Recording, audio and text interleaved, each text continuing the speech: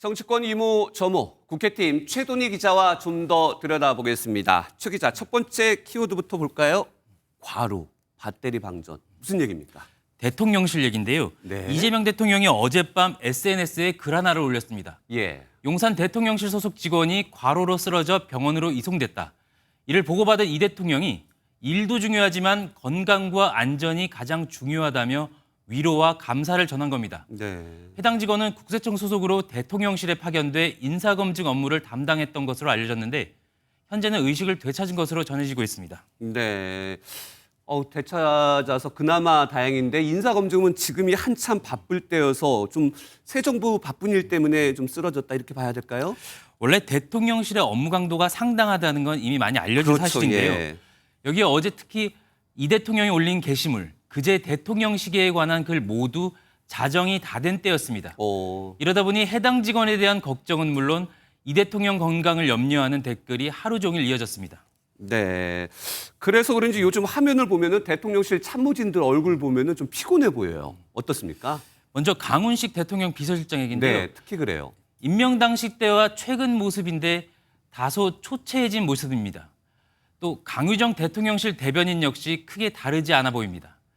아무래도 대통령을 보좌하고 국정운영 최고 컨트롤 타워인 만큼 역대 정부마다 대통령실 직원 휴가 여부가 화제가 되기도 했습니다. 네. 다음 주제도 한번 살펴볼까요? 컴백홈. 그런데 실루엣이 홍으로 바뀌네요.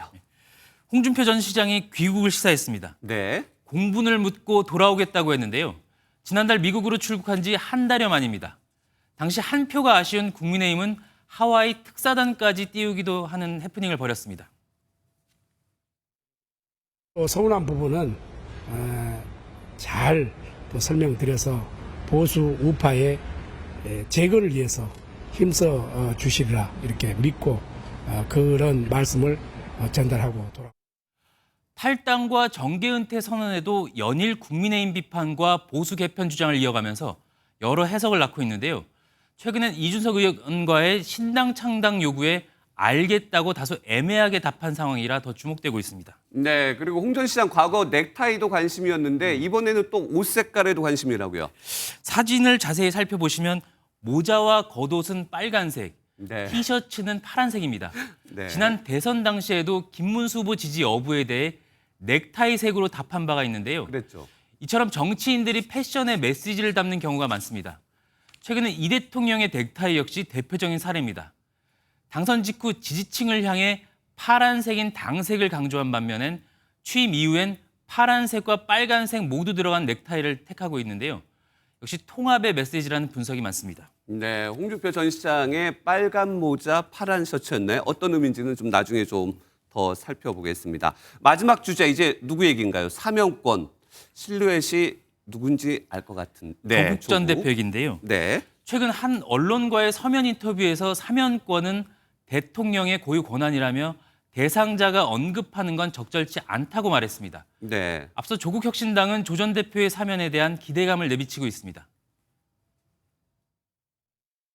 검찰권의 피해를 본 분들의 삶을 일상으로 돌려놓는 것은 지금 이번 대선 그리고 내란 종식의 중요한 과제라고.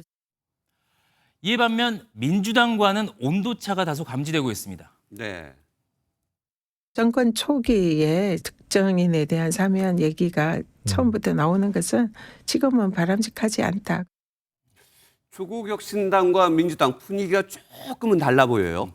통상 정권 초반 국민 통합을 명분으로 이 사면이 화두로 부상하기 마련인데요. 네. 취임 첫 사면의 경우 경제와 민생의 무게를 두는 경향이 많습니다.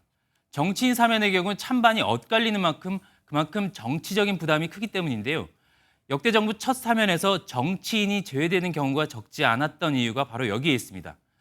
하지만 관건은 결국 대통령 의중에 달려있다는 얘기가 많습니다. 네. 이재명 대통령의 첫 사면은 누가 될지도 지켜보겠습니다. 여기까지 듣겠습니다. 고맙습니다.